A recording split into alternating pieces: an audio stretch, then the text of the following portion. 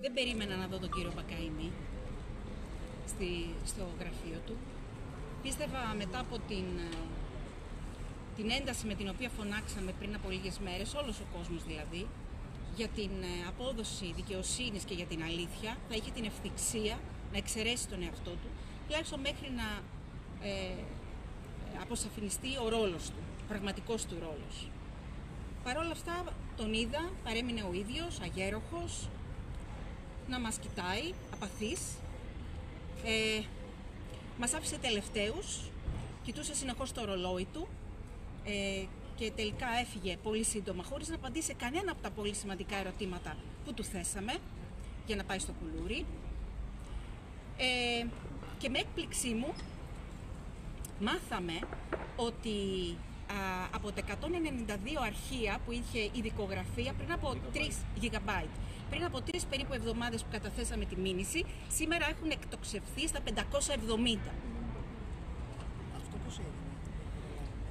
Γίνονται μαγικά πράγματα προφανώς. Αυτό ήταν το ένα συνταρακτικό, και το δεύτερο συνταρακτικό είναι ενώ ο ίδιος παρήγγειλε να γίνει κατάσχεση και για εικόνα και για ήχο και τα ψηφιακά, τελικά μας είπε ότι βίντεο δεν υπάρχουν.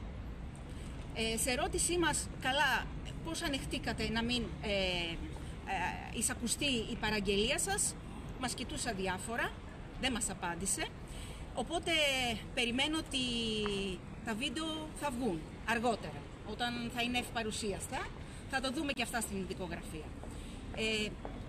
Έχω πει πολλές φορές ότι είμαι πλήρως απογοητευμένη από τη δικαιοσύνη. Ειλικρινά, ελπίζω απλά κάποια στιγμή, επειδή υπάρχουν πολύτιμοι άνθρωποι στο χώρο, να αλλάξει αυτό. Και αυτό να γίνει πάρα πολύ σύντομα. Σας ευχαριστώ. Κάνετε και κάτι άλλο σήμερα, κάποια συμπληρωματική? Καταθέσαμε βεβαίως συμπληρωματική μήνυση για όλες τις υπόλοιπες πράξεις που αφορούν τον ανακριτή. Μέσα σε αυτές είναι βέβαια και ότι ζήτησε να καταστραφούν τα βιολογικά υγρά των θυμάτων. Αδιανόητο, ώστε να μην μπορούμε να κάνουμε κανένα περαιτέρω έλεγχο. Άρα ήταν καλό το εφήγημα και τη συμπληρωματική μήνυση, έτσι? Μάλιστα.